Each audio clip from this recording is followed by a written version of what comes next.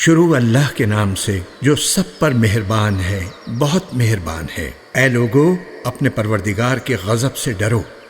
یقین جانو کہ قیامت کا بھونچال بڑی زبردست چیز ہے۔ جس دن وہ تمہیں نظر آ جائے گا، اس دن ہر دودھ پلانے والی اس بچے تک کو بھول بیٹھے گی جس کو اس نے دودھ پلایا،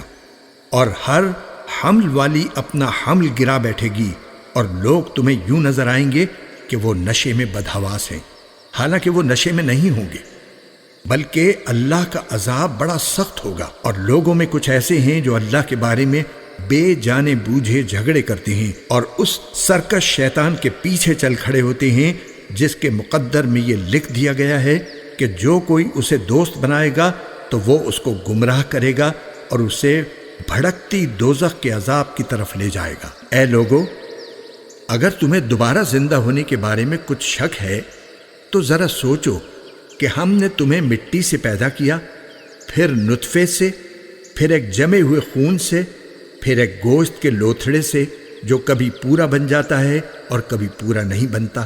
تاکہ ہم تمہارے لیے تمہاری حقیقت کھول کر بتا دیں۔ اور ہم تمہیں ماؤں کے پیٹ میں جب تک چاہتے ہیں ایک متعین مدت تک ٹھہرائے رکھتے ہیں، پھر تمہیں ایک بچے کی شکل میں باہر لاتے ہیں، پھر تمہیں پالتے ہیں تاکہ تم اپنی بھرپور عمر تک پہنچ جاؤ۔ اور تم میں سے بعض وہ ہیں جو پہلے ہی دنیا سے اٹھا لیے جاتے ہیں، اور تمہیں میں سے بعض وہ ہوتے ہیں جن کو بدترین عمر یعنی انتہائی بڑھاپے تک لوٹا دیا جاتا ہے، یہاں تک کہ وہ سب کچھ جاننے کے بعد بھی کچھ نہیں جانتے۔ اور تم دیکھتے ہو کہ زمین مرجھائی ہوئی پڑی ہے، پھر جب ہم اس پر پانی برساتے ہیں تو وہ حرکت میں آتی ہے، اس میں بڑھوتری ہوتی ہے، اور وہ ہر قسم کی خوشنما چیزیں اگاتی ہے۔ یہ سب کچھ اس وجہ سے ہے کہ اللہ ہی کا وجود برحق ہے، اور وہی بے جانوں میں جان ڈالتا ہے، اور وہ ہر چیز پر مکمل قدرت رکھتا ہے۔ اور اس لیے کہ قیامت کی گھڑی آنے والی ہے جس میں کوئی شک نہیں ہے، اور اس لیے کہ اللہ ان سب لوگوں کو دوبارہ زندہ کرے گا جو قبروں میں ہیں۔ اور لوگوں میں کچھ ایسے ہیں جو اللہ کے بارے میں جھگڑے کرتے ہیں، حالانکہ ان کے پاس نہ کوئی علم ہے، نہ ہدایت، اور نہ کوئی روشنی دینے والی کتاب۔ وہ تکبر سے اپنا پہلو اکڑائے ہوئے ہیں تاکہ دوسروں کو بھی اللہ کے راستے سے گمراہ کریں۔ ایسے ہی شخص کے لیے دنیا میں رسوائی ہے، اور قیامت کے دن ہم اسے جلتی ہوئی آگ کا مزہ چکھائیں گے کہ یہ سب کچھ تیرے اس کرتوت کا بدلہ ہے جو تو نے اپنے ہاتھوں سے آگے بھیجا تھا۔ اور یہ بات طے ہے کہ اللہ بندوں پر ظلم ڈھانے والا نہیں ہے۔ اور لوگوں میں وہ شخص بھی ہے جو ایک کنارے پر رہ کر اللہ کی عبادت کرتا ہے، چنانچہ اگر اسے دنیا میں کوئی فائدہ پہنچ گیا تو وہ اس سے مطمئن ہو جاتا ہے، اور اگر اسے کوئی آزمائش پیش آ گئی تو وہ منہ موڑ کر پھر کفر کی طرف چل دیتا ہے۔ ایسے شخص نے دنیا بھی کھوئی اور آخرت بھی۔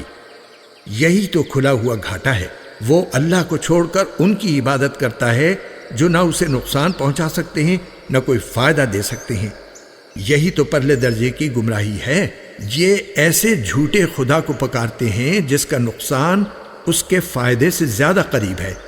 ایسا مددگار بھی کتنا برا ہے، اور ایسا ساتھی بھی کتنا برا۔ جو لوگ ایمان لائے ہیں اور انہوں نے نیک عمل کیے ہیں،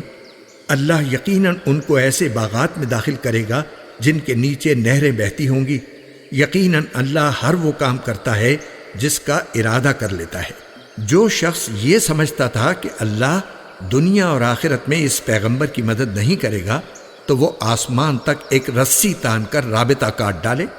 پھر دیکھے کہ کیا اس کی یہ تدبیر اس کی جھنجھلاہٹ دور کر سکتی ہے۔ اور ہم نے اس قرآن کو کھلی کھلی نشانیوں کی صورت میں اسی طرح اتارا ہے، اور اللہ جس کو چاہتا ہے ہدایت دیتا ہے۔ بلا شبہ مومن ہو یا یہودی، صابی ہو یا نصرانی اور مجوسی، یا وہ جنہوں نے شرک اختیار کیا ہے، اللہ قیامت کے دن ان سب کے درمیان فیصلہ کرے گا۔ یقیناً اللہ ہر چیز کا گواہ ہے۔ کیا تم نے نہیں دیکھا کہ اللہ کے آگے وہ سب سجدہ کرتے ہیں جو آسمانوں میں ہیں اور وہ سب جو زمین میں ہیں، نیز سورج اور چاند اور ستارے اور پہاڑ اور درخت اور جانور اور بہت سے انسان بھی، اور بہت سے ایسے بھی ہیں جن پر عذاب طے ہو چکا ہے، اور جسے اللہ ذلیل کر دے، کوئی نہیں ہے جو اسے عزت دے سکے۔ یقیناً اللہ وہی کرتا ہے جو چاہتا ہے۔ یہ مومن اور کافر دو فریق ہیں جنہوں نے اپنے پروردگار کے بارے میں ایک دوسرے سے جھگڑا کیا ہے۔ اب اس کا فیصلہ اس طرح ہوگا کہ جن لوگوں نے کفر اپنایا ہے ان کے لیے آگ کے کپڑے تراشے جائیں گے، ان کے سروں کے اوپر سے کھولتا ہوا پانی چھوڑا جائے گا جس سے ان کے پیٹ کے اندر کی چیزیں اور کھالیں گل جائیں گی، اور ان کے لیے لوہے کے ہتھوڑے ہوں گے۔ جب کبھی تکلیف سے تنگ آ کر وہ اس سے نکلنا چاہیں گے تو انہیں پھر اسی میں لوٹا دیا جائے گا کہ چکھو جلتی آگ کا مزہ۔ دوسری طرف جو لوگ ایمان لائے ہیں اور جنہوں نے نیک کام کیے ہیں، اللہ ان کو ایسی جنتوں میں داخل کرے گا جن کے نیچے سے نہریں بہتی ہوں گی، جہاں انہیں سونے کے کنگنوں اور موتیوں سے سجایا جائے گا اور جہاں ان کا لباس ریشم ہوگا۔ اور وجہ یہ ہے کہ ان لوگوں کی رسائی پاکیزہ بات یعنی کلمہ توحید تک ہو گئی تھی، اور وہ اس خدا کے راستے تک پہنچ گئے تھے جو ہر تعریف کا مستحق ہے۔ بے شک وہ لوگ سزا کے لائق ہیں جنہوں نے کفر اپنا لیا ہے اور جو دوسروں کو اللہ کے راستے سے اور اس مسجد حرام سے روکتے ہیں جسے ہم نے لوگوں کے لیے ایسا بنایا ہے کہ اس میں وہاں کے باشندے اور باہر سے آنے والے سب برابر ہیں، اور جو کوئی شخص اس میں ظلم کر کے ٹیڑھی راہ نکالے گا ہم اسے دردناک عذاب کا مزہ چکھائیں گے۔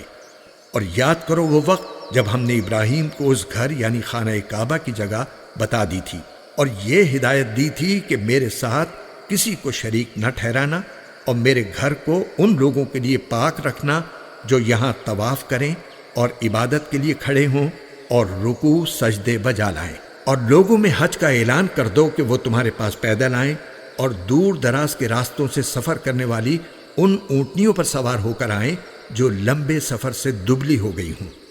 تاکہ وہ ان فوائد کو آنکھوں سے دیکھیں جو ان کے لیے رکھے گئے ہیں، اور متعین دنوں میں ان چوپایوں پر اللہ کا نام لیں جو اللہ نے انہیں عطا کیے ہیں۔ چنانچہ مسلمانوں ان جانوروں میں سے خود بھی کھاؤ اور تنگ دست محتاج کو بھی کھلاؤ۔ پھر حج کرنے والے لوگوں کو چاہیے کہ وہ اپنا میل کچیل دور کریں اور اپنی منتیں پوری کریں اور اس بیت عتیق کا طواف کریں۔ یہ ساری باتیں یاد رکھو، اور جو شخص ان چیزوں کی تعظیم کرے گا جن کو اللہ نے حرمت دی ہے تو اس کے حق میں یہ عمل اس کے پروردگار کے نزدیک بہت بہتر ہے۔ سارے مویشی تمہارے لیے حلال کر دیے گئے ہیں سوائے ان جانوروں کے جن کی تفصیل تمہیں پڑھ کر سنا دی گئی ہے،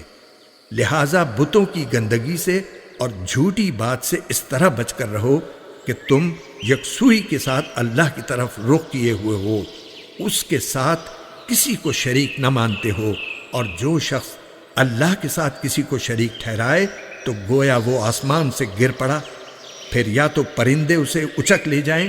یا ہوا اسے کہیں دور دراز کی جگہ لا پھینکے۔ یہ ساری باتیں یاد رکھو،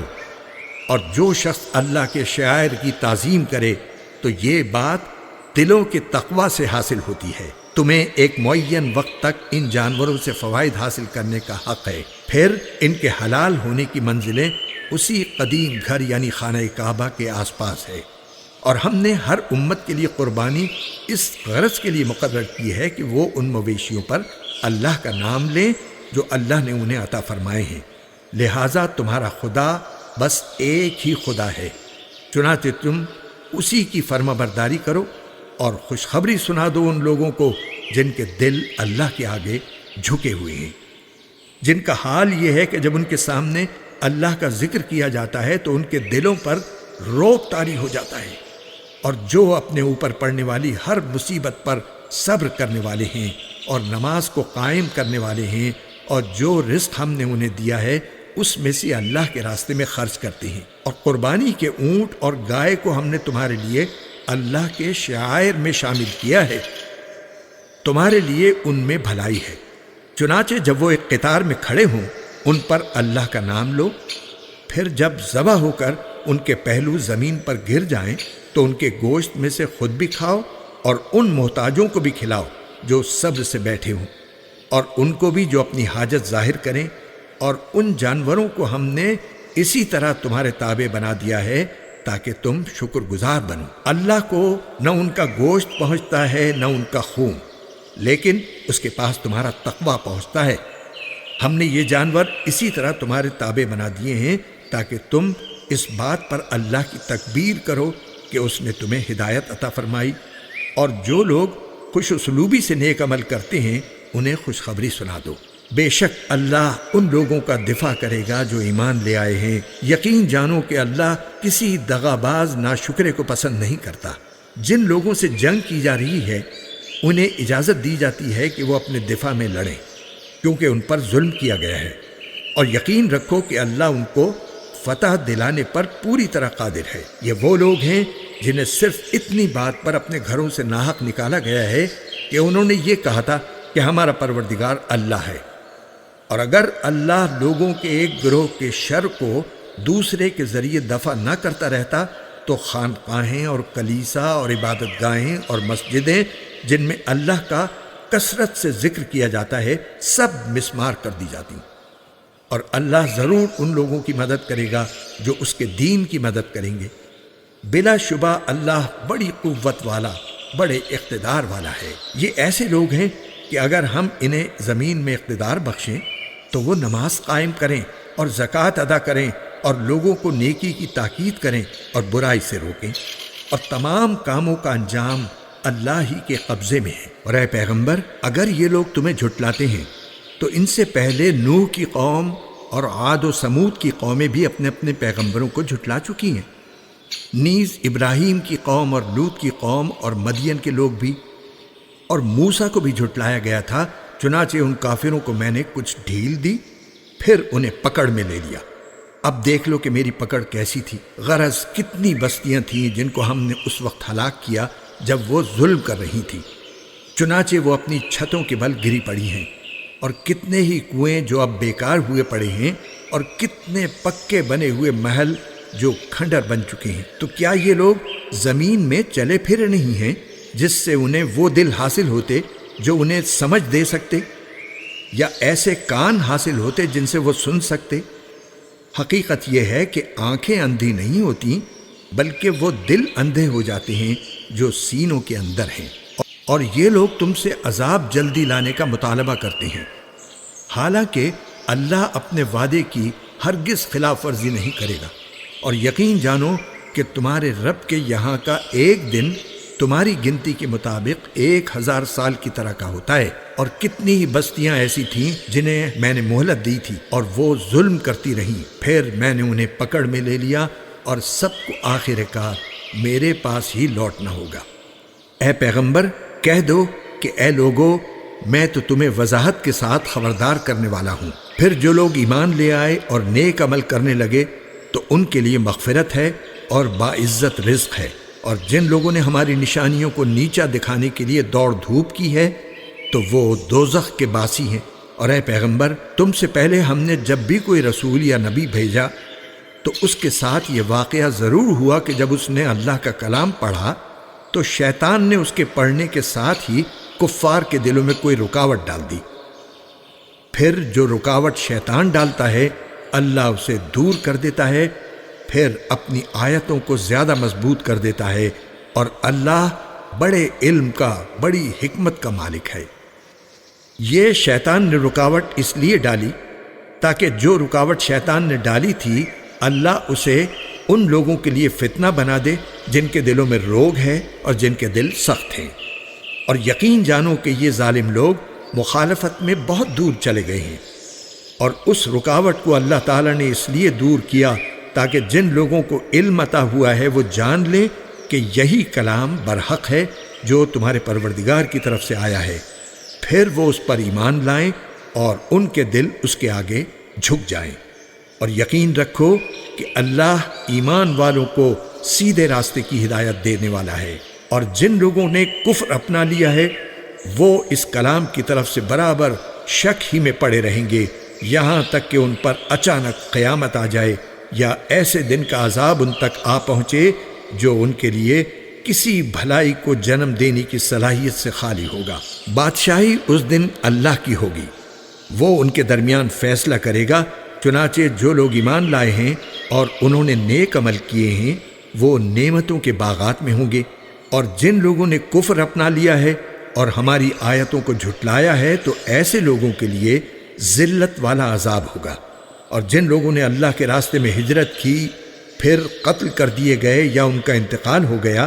تو اللہ انہیں ضرور اچھا رزق دے گا، اور یقین رکھو کہ اللہ ہی بہترین رزق دینے والا ہے۔ وہ انہیں ضرور ایسی جگہ پہنچائے گا جس سے وہ خوش ہو جائیں گے،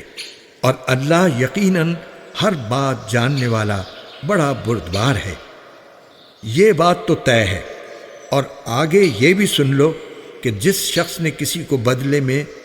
اتنی ہی تکلیف پہنچائی جتنی اس کو پہنچائی گئی تھی، اس کے بعد پھر اس سے زیادتی کی گئی تو اللہ اس کی ضرور مدد کرے گا۔ یقین رکھو کہ اللہ بہت معاف کرنے والا، بہت بخشنے والا ہے۔ یہ اس لیے کہ اللہ کی قدرت اتنی بڑی ہے کہ وہ رات کو دن میں داخل کر دیتا اور دن کو رات میں داخل کر دیتا ہے، اور اس لیے کہ اللہ ہر بات سنتا، ہر چیز دیکھتا ہے۔ یہ اس لیے کہ اللہ ہی حق ہے، اور یہ لوگ اسے چھوڑ کر جن چیزوں کی عبادت کرتے ہیں وہ سب باطل ہیں، اور اللہ ہی وہ ہے جس کی شان بھی اونچی ہے،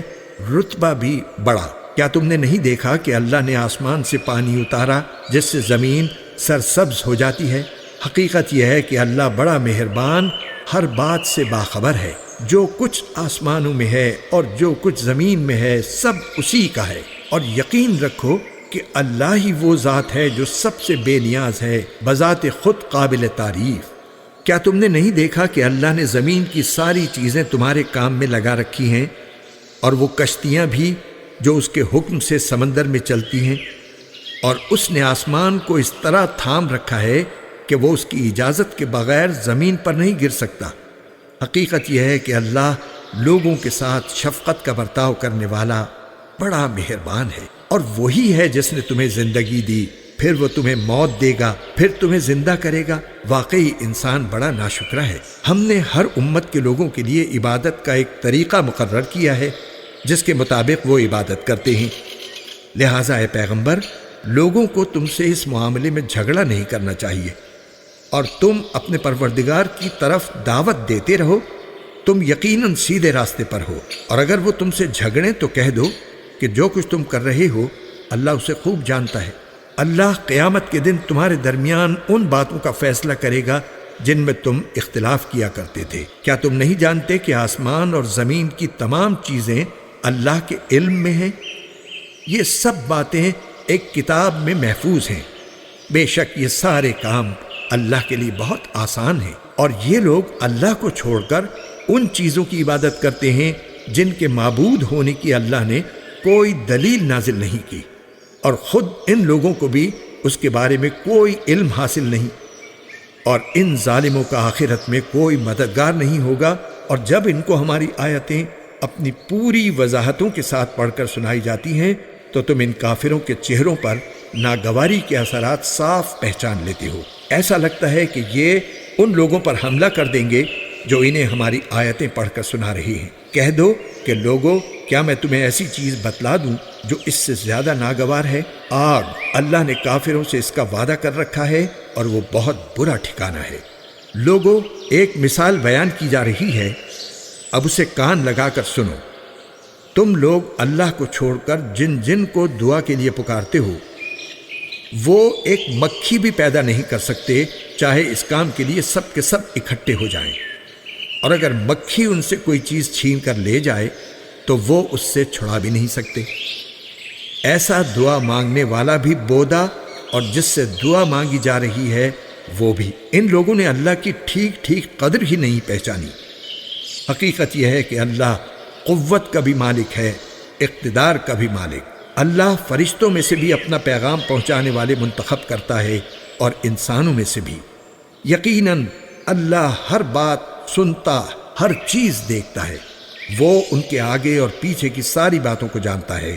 اور اللہ ہی پر تمام معاملات کا دار و مدار ہے۔ اے ایمان والو، رکوع کرو اور سجدہ کرو اور اپنے پروردگار کی بندگی کرو اور بھلائی کے کام کرو تاکہ تمہیں فلاح حاصل ہو، اور اللہ کے راستے میں جہاد کرو جیسا کہ جہاد کا حق ہے۔ اس نے تمہیں اپنے دین کے لیے منتخب کر لیا ہے، اور تم پر دین کے معاملے میں کوئی تنگی نہیں رکھی۔ اپنے باپ ابراہیم کے دین کو مضبوطی سے تھام لو، اس نے پہلے بھی تمہارا نام مسلم رکھا تھا اور اس قرآن میں بھی، تاکہ یہ رسول تمہارے لیے گواہ بنے اور تم دوسرے لوگوں کے لیے گواہ بنو۔ لہٰذا نماز قائم کرو اور زکوٰۃ ادا کرو اور اللہ کو مضبوطی سے تھامے رکھو، وہ تمہارا رکھوالا ہے، دیکھو کتنا اچھا رکھوالا اور کتنا اچھا مددگار۔